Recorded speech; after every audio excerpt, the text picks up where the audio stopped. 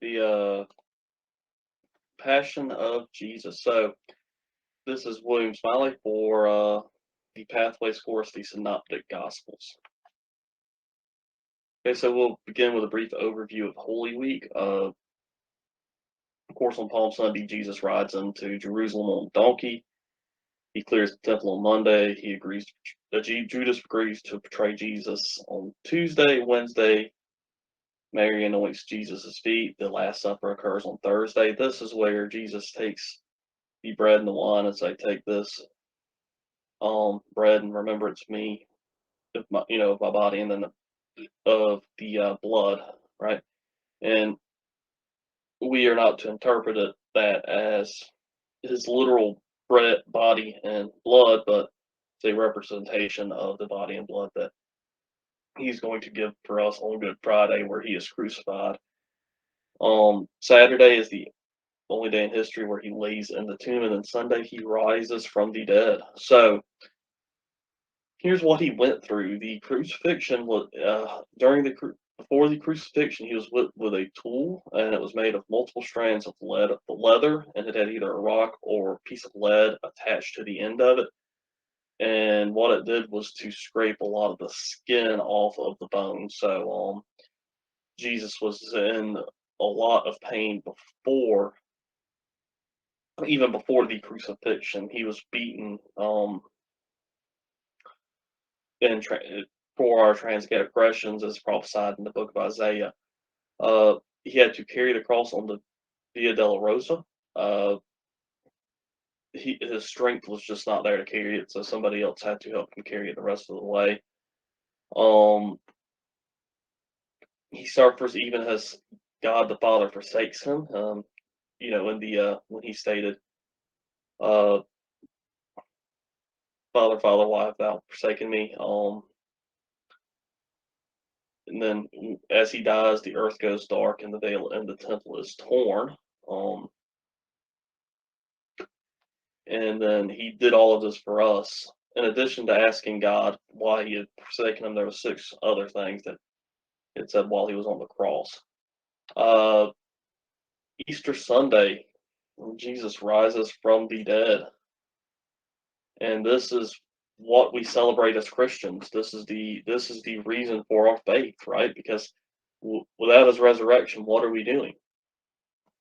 The whole purpose of our faith is Easter Sunday, and this is proven historically due to the fact that his first appearances are to women. Um, Women during this time would have not even been able to testify in court. And so when the gospel writers put this in, giving the historical account, this is kind of looked at as a way of saying, well, why would you put this in if it wasn't true? Because it would have been counterproductive in this time, because it wasn't to have been believed during this time period.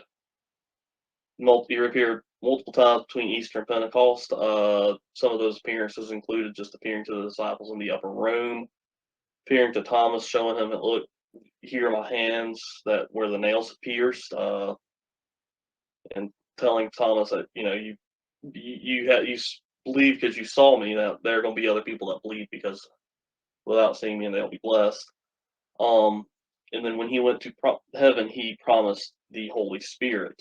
Okay, and the historians agree that about the resurrection and his post mortem appearances because of the different people that he appeared to. Right, he appeared to a lot of different individuals. It wasn't just the select few. Right, so there was a discovery of his empty tomb um, by women,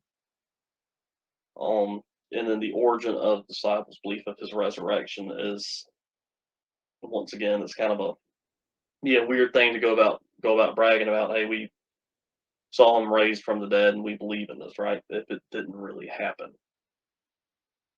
um, it's not something that during this time period they would just make up just because of just the Jewish background that they have. He did this for us to give us the free gift of salvation. Okay, and what Jesus uses to bring people to Him, He uses us as believers to share the message of the good news of the gospel.